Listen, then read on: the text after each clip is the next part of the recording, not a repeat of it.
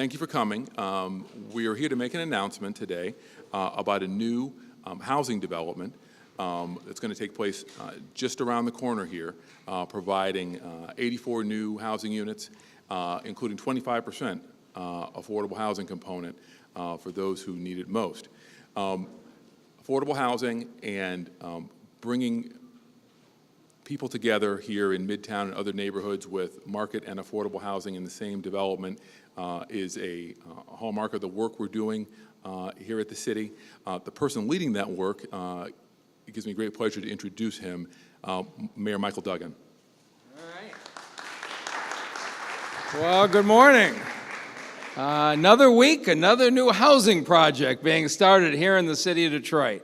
This is a neighborhood I know very well, having spent 9 years up the street, and I think it's been at least a decade since I first heard the Garfield project was going to go forward, and it's been a lot of false starts. But with Sonia Mays and Roger Brown stepping in, they have found a way to get it done. 85 units, and of course, 25% of those units are going to be affordable housing. So we are continuing to make this commitment that as fast as Midtown is growing and the prosperity is rising, we are going to make sure there is room for everyone every time we expand the housing. And so I'm just so pleased with this. And I'm particularly pleased with the architecture team, and we're honored to have Phil Freelon, who of course designed the National Museum of African American Culture and History in Washington, D.C. That in itself was a remarkable accomplishment. But Phil, I'm even more interested in this, that we have a planning director here by the name of Maurice Cox, who is quite hands-on in the designs. And in fact, I think for the last 3 years, every developer's design that's been submitted, Maurice has redone the architecture. Now, I'm no expert at this, but at one point I finally said to Maurice, I said, you have to redesign every one of these. Is there no architect who could submit a plan that you wouldn't have to rework? And he said to me, if Phil Freelon ever came to Detroit, I wouldn't rework his plan. So we're going to find out if that's true, whether Maurice can, in fact, restrain himself. And so we're all taking bets on this. But it tells you how far Detroit is coming, that we get this kind of national attention being part of designing and building this city's future. And so I first met Sonia, she was working for the emergency manager. And now we get along a whole lot better because she's working for the physical rebuilding of the city. It's just a great day. Congratulations.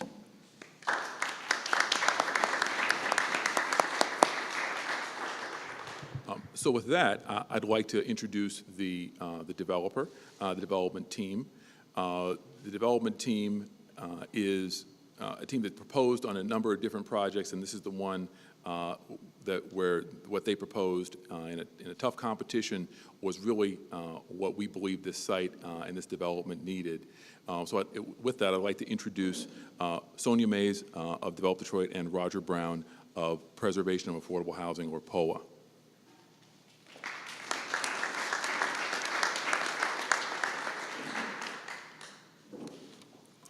Thank you, and thank you, Mayor Duggan.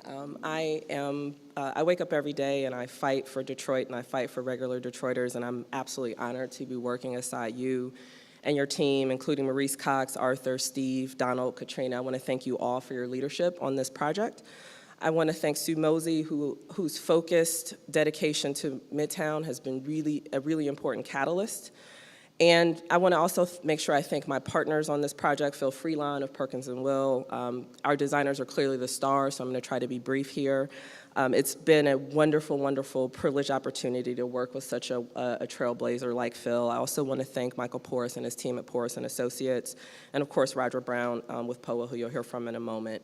This is a really dynamic and committed team of developers and designers who understand the importance of intentional and equitable development. And I look forward to working with everyone in this room to bring this project to life. Transformative projects like this one are exactly why I helped to create Develop Detroit 2 years ago. As a native Detroiter who's watched the city go through many, many changes, both from near and afar, it's of particular importance to me to provide all Detroiters with inclusive, high-quality housing options. I'm interested in housing that's designed for it, but that also reflects Detroit's strong, unique history and still can seamlessly blend into the fabric of our existing communities. This is exactly what we intend to do with the Sugar Hill Arts District development. There are two values that are going to guide this development process: inclusion and sustainability.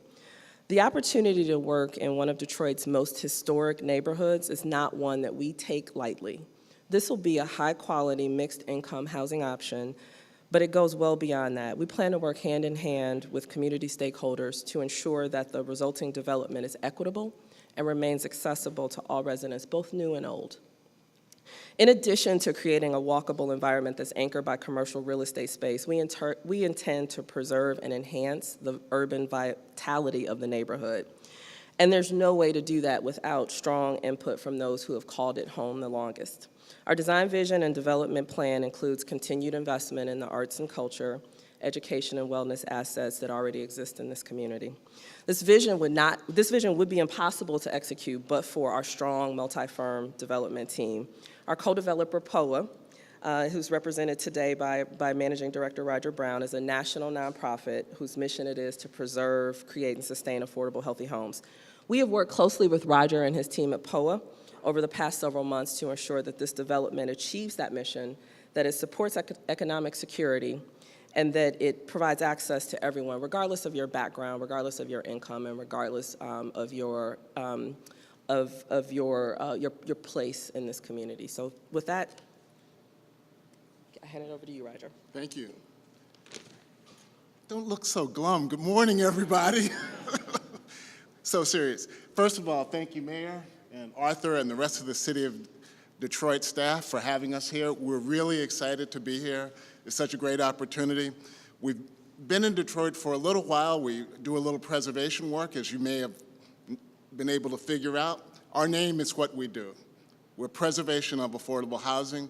And for the last 15 years, we've been in the business of preserving affordable housing across the United States. From our start in 2001, we now own and operate 9,000 units in 9 states and the District of Columbia. We're partnering with this outstanding team because of the city's strong focus on equitable and inclusive development. Contrast it in some other cities we work with where there's really a fight as we do development against the forces that promote displacement and disempowerment. That's not happening here in Detroit, and that's why we're here.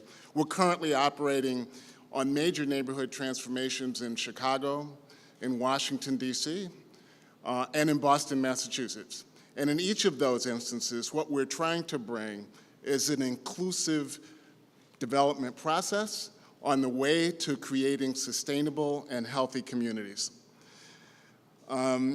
We've come to realize over those last 15 years that affordable housing development involves not just the preservation of the existing structures, that's kind of the easy part, doing the financial engineering and saving the buildings, but it also involves the creation of sustainable communities. And those are communities that provide a range of housing types, as Sonia mentioned before, and affordability levels.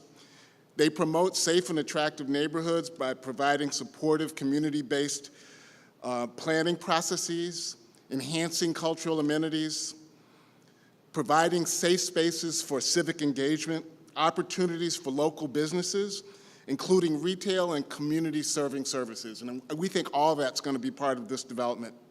In addition, one of the things that we've learned intimately over the last 15 years is that the significance of investing in human capital kind of takes priority over all of that.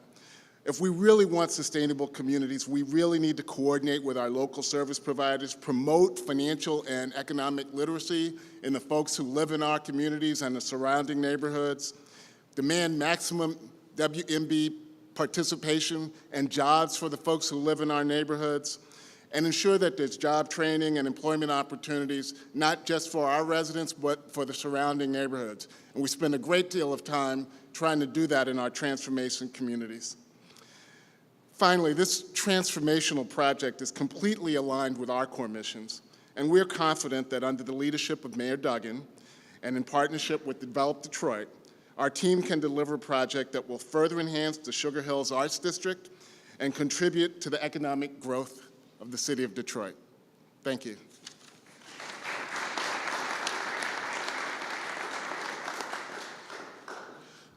Thanks so much. So I'm now going to introduce Stephen Lewis, the Central District Director for PDD, to talk a little bit about the design and introduce the design team. Steve, will you join me? Thank you, Arthur. Thank you, Mayor, for your remarks. You kind of almost did my job for me. That's good. It's worth celebrating and reinforcing the fact that we have this amazing team of local and national talent coming together. My name is Steve Lewis. I'm the Urban Design Director for the central part of the city in planning and development, and I'm here on behalf of my director, Maurice Cox, who unfortunately is away today. I'm really pleased to introduce to you the architectural team of Michael Porras and Phil Freelon, representing the firms McIntosh Porras and Perkins & Will, respectively, who together will produce a design for Sugar Hill that is certain to reflect Detroit's legacy of design excellence. Michael Porras, to his credit, has recently completed the Woodward Garden Apartments and Theater not far from here. Also, we've all had our eyes on Ducharme Place over on Lafayette near Orleans, which is now nearing completion. He has been a key member of the team with Skidmore, Owings & Merrill that just completed the East Riverfront Framework Study, which is, again, another advance for the city of Detroit that gives a huge asset of the river to the public. Phil Freelon, I don't know quite where to begin and where to end with Phil. He is a mentor, a beacon of light in the world of design as it attempts to capture the spirit of our time in the built environment. Phil's work has largely been dedicated to the embodiment of culture through and expressed through design. Phil has done such projects as the Reginald Lewis Museum in Baltimore, Maryland, the Harvey Gantt Center in Charlotte, North Carolina, the National Center for Civil and Human Rights in Atlanta, and of course, most recently, the National Museum of African American History and Culture on the Mall in Washington, D.C. And all of these projects have something in common. They each take elements of the culture from which they represent and find abstract and literal ways to bring that culture to life and to tell a story that 50 or 100 years from now, when people are curious about who we were at this point in time, they will need no more than to reflect on these buildings to get a sense of our legacy and what we stand for. So with that, I would ask you to help me welcome Phil Freelon to the dais.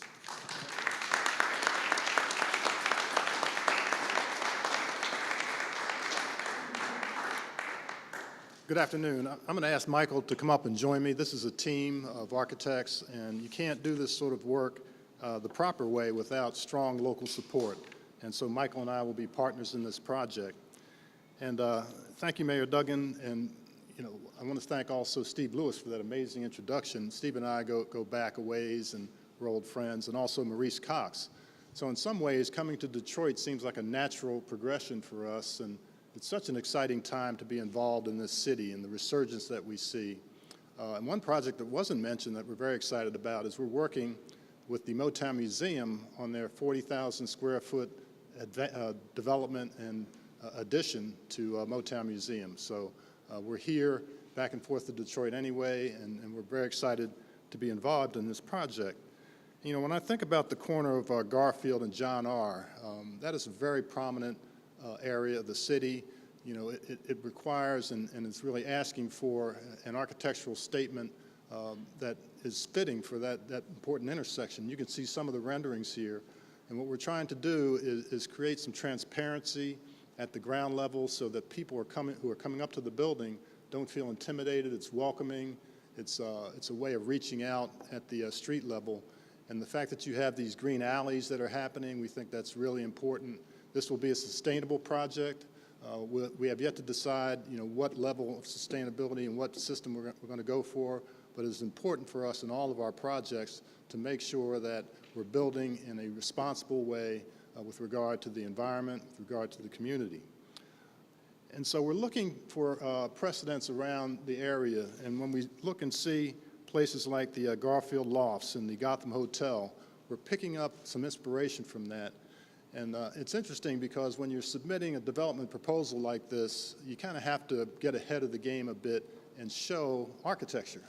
But what we want to do now is step back and get into the community engagement process and get that feedback. It really is essential.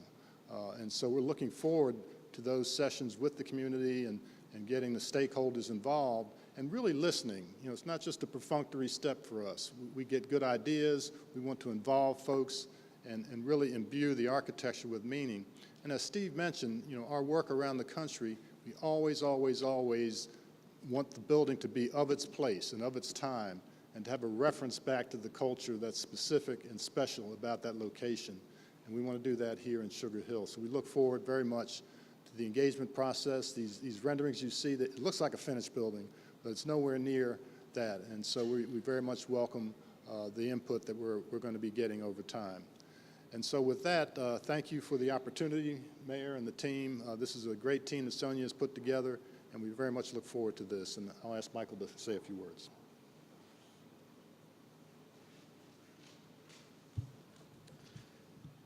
Thank you, Phil. Thank you for having us here.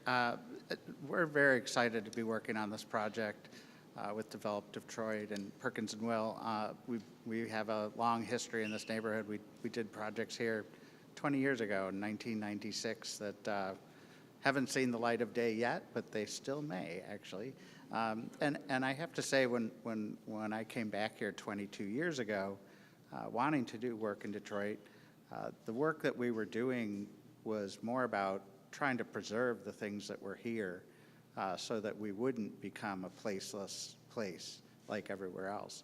And we spent a long time, my late business partner and I, working to just save buildings and save the history of Detroit so that at the point in the future when we could build new buildings, we would have something, a context and a history to work with.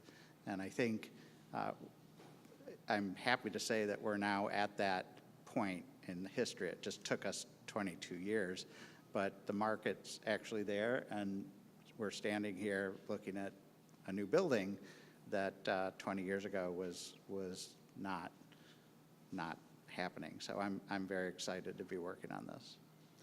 And we look forward to the Q&A afterward. If there are questions about the design or the process, we'll be happy to engage you at that point. Thank you.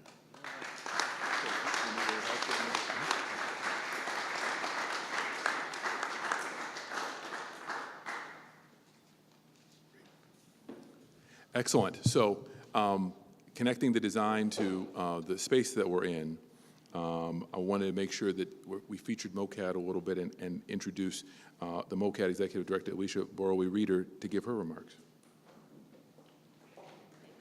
Hi, everyone. I'm Alicia Boroway-Reeder. I have the privilege of leading this incredible institution, and I was also on the selection committee. MoCAD is a pioneer in this neighborhood. We are open for 10 years now, so we're celebrating our 10th anniversary this year.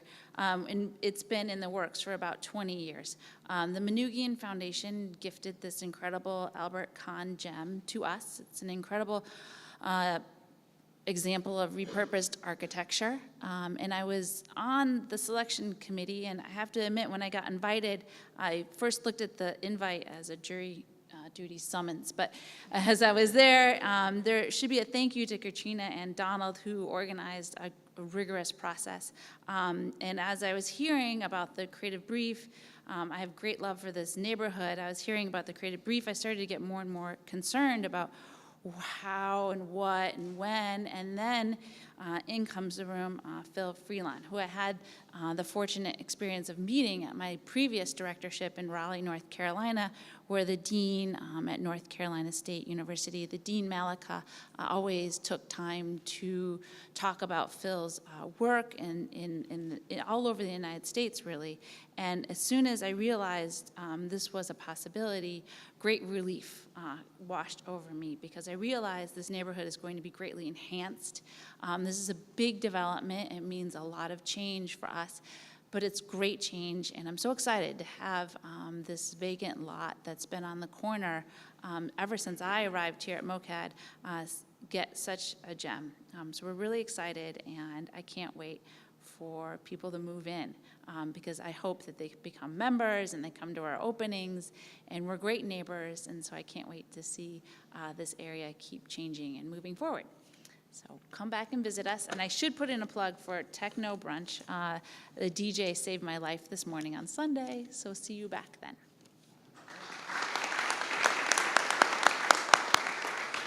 So I think now it's time to have a couple more key comments to close out. So in a lot of the work that we have been doing in every neighborhood, nonprofits and local organizations are critical parts. Midtown is no different. Midtown Detroit is led by Sue Mosey and has the staff and team members who we work with and rely on to help us make good decisions. And this decision was no different. I'd like to ask David Howell, the Director of Real Estate and Asset Management at Midtown Detroit, to make a few comments. He was a key participant in the selection team. David?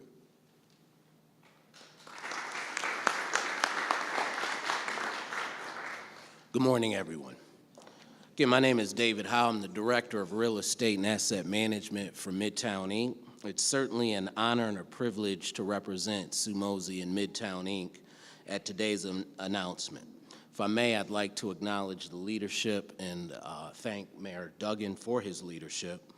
I'd like to thank Maurice Cox for setting a vision for the project anchored in design excellence, and that clearly encompasses the principles of urban development. I'd like to thank Arthur, Donald, and Katrina for managing an exhaustive and thorough RFP process that was well-reasoned. Certainly would like to thank Sonia and Roger for their decision to pursue this phenomenal opportunity and put hard-earned capital at risk. On a personal note, I just want to tell, I am very proud of you, Sonia, and a huge supporter of yours. The Sugar Hill District represents such a rich part of Detroit's history. The area where the district is now located was originally settled by Detroit's wealthier citizens in the 1880s, seeking suburban homes near Woodward Avenue and well out of downtown. Yes, this used to be the suburbs. Throughout the first part of the 20th century, it was one of the only neighborhoods in the city where African American and white musicians and patrons could commingle. The area just east of Woodward, where the medical center stands now, became the center of nightlife and of the nightlife jazz scene in Detroit. Some of the greatest musicians that ever played have played in this area. In recognition of this, it was placed on the National Register of Historic Places in 2002. In 2008, MDI, Midtown Detroit, Inc., in conjunction with George Anomni, Zachary and Associates, MoCAD, and Albert Kahn, led an effort to develop a strategic plan for the district. MDI envisioned a Sugar Hill district with public art and landscape designs that would transform it from a hodgepodge of parking lots and disjointed buildings into a cohesive, sustainable, and vibrant district with diverse food, entertainment, and arts-related uses, as well as housing options. To date, the Garfield Lofts, 71 Garfield, the Anomni Art Gallery, and MoCAD represent signature developments and anchors for the neighborhood. Green alleyways have contributed to the walkability of the district, and there are a number of eclectic and destination businesses that are currently thriving in the district. So today we celebrate the announcement of a dynamic and prolific development team with a development plan that will integrate perfectly into the vision of the site and existing infrastructure. Today we are proud to welcome Develop Detroit and POA and the Detroit and POA development team as stakeholders in our community and pledge our support to your efforts. Thank you.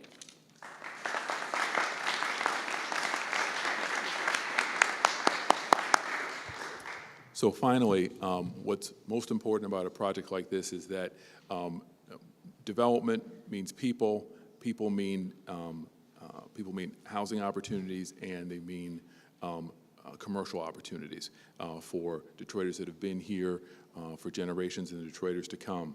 A key part of what we hope are the benefits are opportunities for local entrepreneurs. The city's been very focused on that through Motor City Match and other programs. We have the luxury of having a neighboring business owner who's agreed to come and make a few comments. I'd like to introduce Lakeisha Solomon, owner of Elite Couture Boutique, to make a few comments. Lakeisha?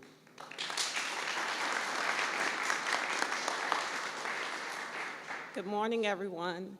My name is Lakeisha Solomon, and I am the proud owner of Elite Couture Boutique, which is located 1 block north of where we are here on 4th Street, right next to the Nadamni Arts Center.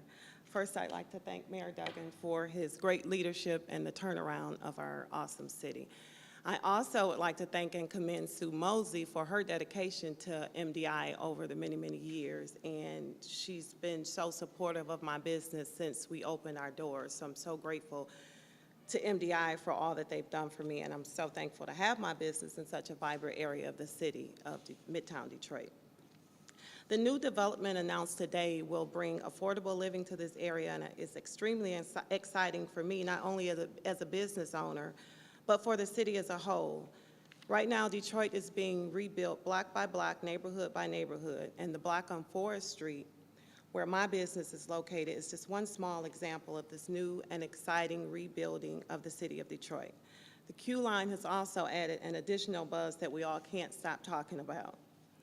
I opened my brick and mortar here in Midtown because I believe in Detroit and I am a part of the comeback of the city of Detroit. How exciting it is that of the development of downtown, Midtown, and the new center area and throughout the entire city. As a small business owner, I feel this new development will not only demonstrate the comeback of the city of Detroit, but it also helps me and my business prosper, and so many other businesses in this area. The new residential development will add to the vitality of Midtown, where there are already currently many businesses that are thriving in the city. These new residents will have the opportunity to reside in a prospering city, but will also be privileged to the great shopping areas, restaurants, and excellent entertainment venues, as well as the historical arts that surround this area. I think we all share in the excitement of the additional parking that the project brings here, which is a major plus for visitors, shoppers, and students as well. So today, as we make this huge announcements on the development, I also celebrate my 1-year anniversary of being open here in Midtown, and today we will celebrate with a fashion show and reception at our store this evening. So if you guys would like to join us, 66 East Forest is our address. Again, I want to commend Mayor Duggan for his great leadership and for the creation of a department that I'm very fond of, which is the Department of Neighborhoods, and I know how hard your district managers work, as I am married to District 7 Manager Ray Solomon, and they truly give their all. They do give their all to the citizens, and it is a tasking job. Again, I welcome the new developments here in Midtown, and I'm so excited to be a part of everything that's happening here in our city. Thank you.